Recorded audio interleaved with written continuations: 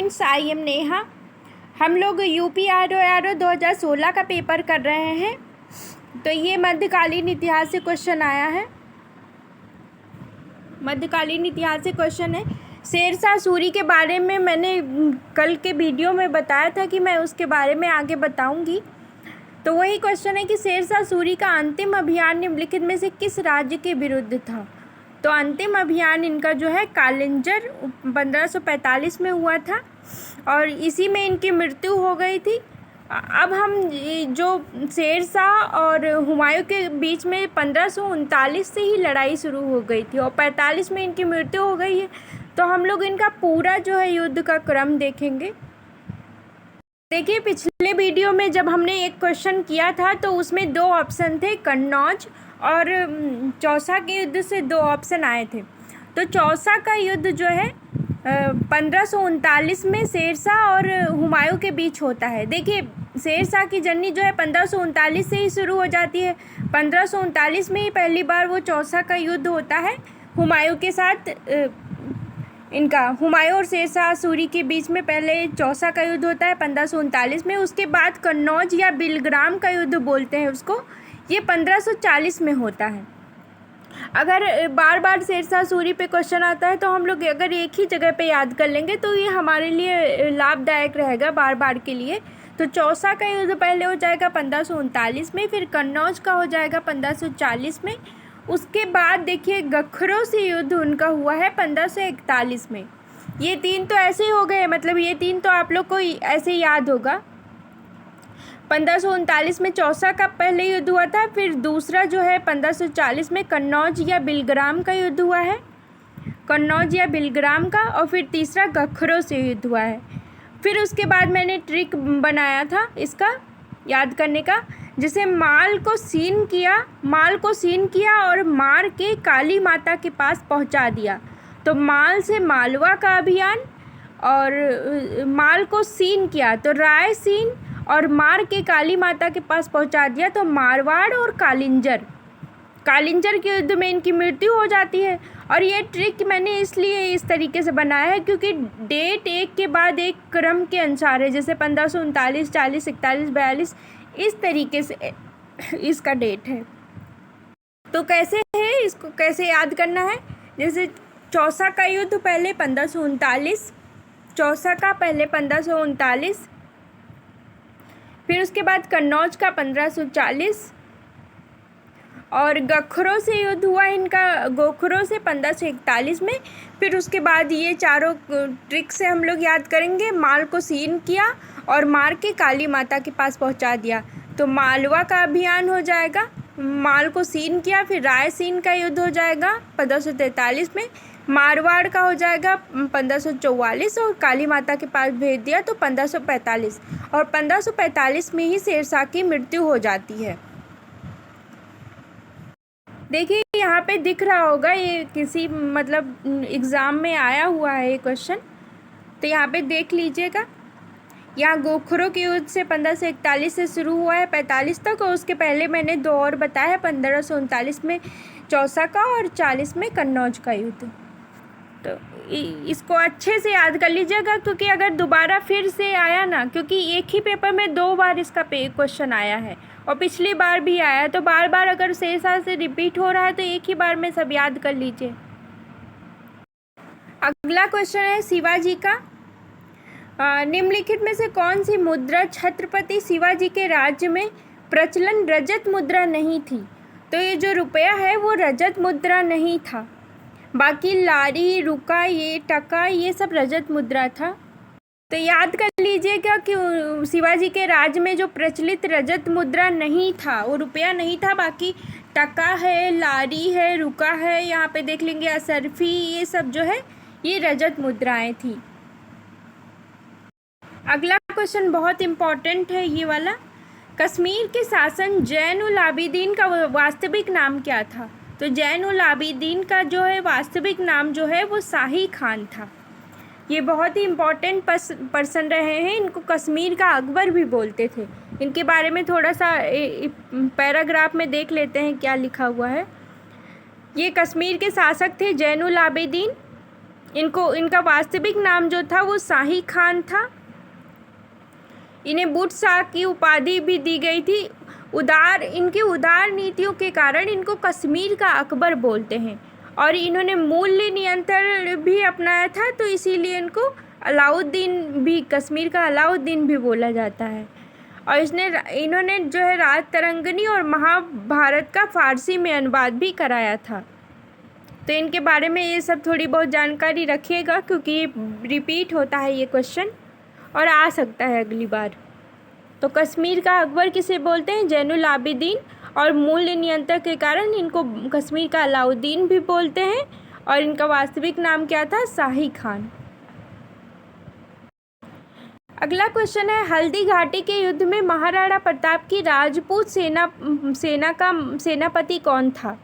तो जब हल्दी घाटी का युद्ध हुआ था 1576 में, तो जो महाराणा प्रताप का जो सेनापति था वो हकीम खान सूर था।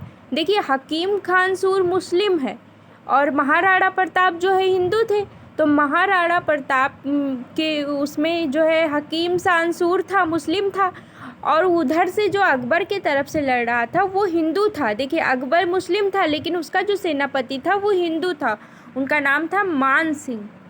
तो ये थोड़ा याद रखिएगा कि अकबर की तरफ से जो था वो हिंदू था, उसका नाम मान सिंह था, और महाराणा प्रताप की तरफ से जो था वो मुस्लिम था, उसका नाम था हकीम खान सूर, सेनापति। तो ये इम्पॉर्टेंट है। और हल्दी घाटी का युद्ध कब हुआ था? 1576 में हुआ था। देखिए, आंदोलनों से क्वेश्चन आया है। जैसे तेभागा आंदोलन कब हुआ था? तो तेभागा जो है 1946-47 में हुआ था। तेभागा, जैसे कोई चीज़ उसको पसंद नहीं आया ना तो वो भागा, मतलब छी छी करके भागा, तो 46 में हुआ था तेभागा आंदोलन। तेभागा आंदोलन कब हुआ था? 1946 में हुआ था। और मोपला विद्रोह, मैंने इसको ऐसे याद किया था, मोपला विद्रोह मतलब मुंह फुला फुला के जो है 21 बार योगा करो, इस तरीके से मुंह फुला फुला के 21 बार योगा करो। तो मोपला विद्रोह 1921 में हुआ था, तब से मुझे ये याद है। मोपला विद्रोह कब हुआ था? 1921 में। मुंह फुला फुला के 21 बार योगा करो, तो मोपला 1921। पाबना विद्रोह जो है 1879 नहीं होगा, यहाँ पे ये गलत दे रखा है मुझे लगता है, क्योंकि पाबना विद्रोह जो है वो 1873 होगा। यहाँ पे पाबना विद्रोह जो है वो 1873 होगा, यहाँ पे थोड़ा करेक्ट कर लीजिएगा। पाबना विद्रोह 1873। और बंगाल नील विद्रोह जो है वो 1859-60 में हुआ था। एक क्वेश्चन बंगाल नील विद्रोह से ये भी आता है कि 1857 के तुरंत बाद कौन सी लड़ाई हुई थी? तो ये नील विद्रोह ही हुआ था। तो मैंने इसको याद किया था ऐसे कि 1857 के तुरंत बाद हुआ था, तो 59-60, लास्ट वाली डिजिट से 59-60। बंगाल नील विद्रोह कब हुआ था? तो 59-60 में हुआ था। इसको याद जरूर कर लीजिएगा। जैसे तेभागा जब आंदोलन हुआ था तो उसके जो नेतृत्व करता थे वो कंपाराम थे। मोपला जब विद्रोह हुआ था तो मोपला मुँह फुला फुला के 21 बार योगा करना है, तो अली मुंशियार इसके नेतृत्व करता थे। और पाबना, जिसके पैर नहीं होते हैं ना, जिसके पैर नहीं होते हैं उसका मतलब वो भगवान का नाम लेता है, ईश्वर का नाम लेता है। तो पाबना जो किसान विद्रोह हुआ था तो इसके जो नेतृत्व करता थे वो ईशान चंद थे, ईशान चंद थे। और बंगाल नील विद्रोह तो इसमें दिगंबर विश्वास थे शायद, हाँ दिगंबर विश्वासी थे बंगाल नील विद्रोह में। तो ये 59-60 इसको याद रखिएगा। बंगाल नील विद्रोह 1857 के तुरंत बाद में हुआ था। अगला क्वेश्चन है कि Mohammedan Anglo oriental college Aligarh की स्थापना निम्नलिखित में से किस वर्ष हुई थी? तो जब मोहम्मडन एंग्लो ओरिएंटल कॉलेज की स्थापना हो रही थी अलीगढ़ मुस्लिम विश्वविद्यालय की, बाद में इसका नाम अलीगढ़ मुस्लिम विश्वविद्यालय पड़ा था। मोहम्मडन एंग्लो ओरिएंटल कॉलेज की जब स्थापना हो रही थी तो वहाँ पे एक सांप आ गया था।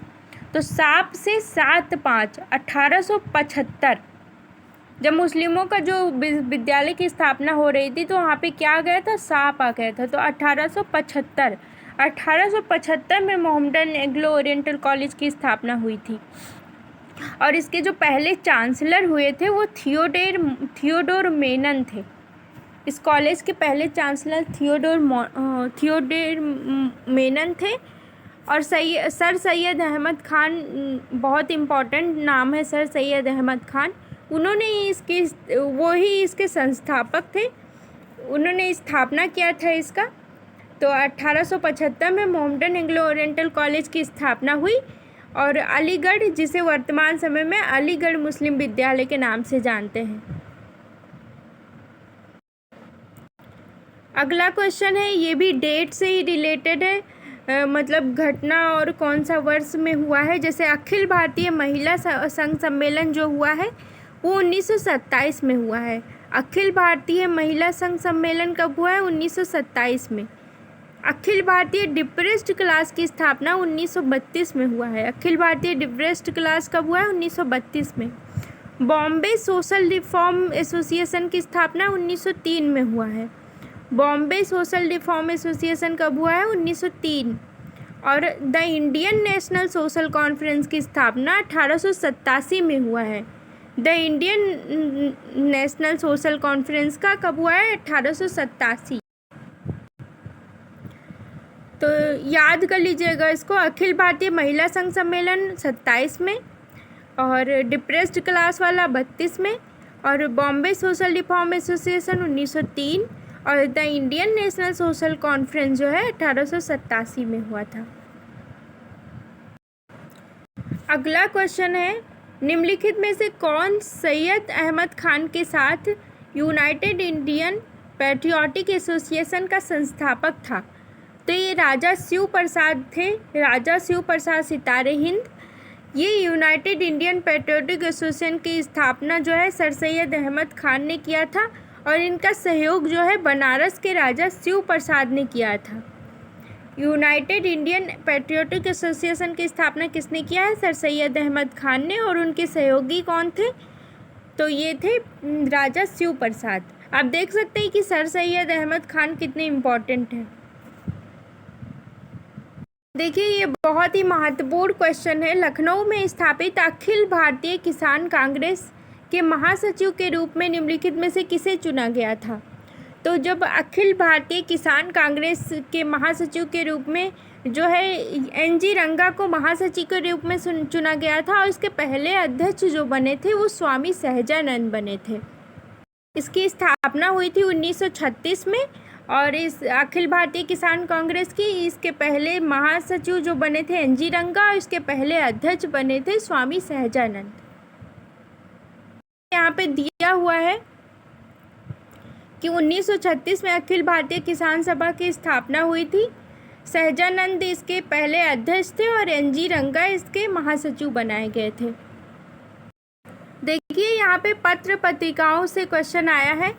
जैसे अरविंद घोष का हो गया, अरविंद घोष का वंदे मातरम, अरविंद घोष का हो गया वंदे मातरम। इसमें से ये लगाना कि कौन सा सुमेलित नहीं है। तो आप लोग को लग रहा होगा कि वंदे मातरम तो बंकिम चंद्र चटर्जी का है, लेकिन जो ये अंग्रेजी में वंदे मातरम था ये अरविंद घोष इससे रिलेटेड थे। तो अरविंद घोष का वंदे मातरम हो जाएगा। गोपाल कृष्ण गोखले जो है इसका सुधारक हो जाएगा। तो ये सत्याग्रह गोपाल कृष्ण गोखले का नहीं है, गोपाल कृष्ण गोखले का क्या है? सुधारक। और एनी बेसेंट का न्यू इंडिया सबको याद होगा, न्यू इंडिया एनी बेसेंट का है, और यंग इंडिया जो है वो महात्मा गांधी का है। और गोपाल कृष्ण गोखले का क्या है? सुधारक है। गोपाल कृष्ण गोखले जो है, जी के गोखले महात्मा गांधी के गुरु माने जाते हैं ना, तो जी के गोखले ने ही सुधार करने के लिए बोला था गांधी जी को। तो सुधारक किसका हो गया? जी के गोखले, यानी कि गोपाल कृष्ण गोखले का हो गया। एनी बेसेंट का न्यू इंडिया, एनी बेसेंट की दो पत्रिकाएं बहुत इंपॉर्टेंट है, एक तो न्यू इंडिया, एक कॉमनवेल्थ, बहुत पूछता है। न्यू इंडिया और कॉमनवेल्थ किसका है? एनी बेसेंट का है। और महात्मा गांधी का है यंग इंडिया। देखिए, यहाँ पे क्वेश्चन है कि किस क्रांतिकारी नेता ने कलकत्ता से क्रूर पुलिस कमिश्नर चार्ल्स टेगार्ट की हत्या का प्रयास किया था? तो ये चार्ल्स टेगार्ट की हत्या का प्रयास जो है ये गोपीनाथ साहा ने किया था, लेकिन ये असफल हो गए थे। तो चार्ल्स टेगार्ट की हत्या का प्रयास किसने किया था कलकत्ता में? तो तो ये गोपीनाथ साहा ने किया था।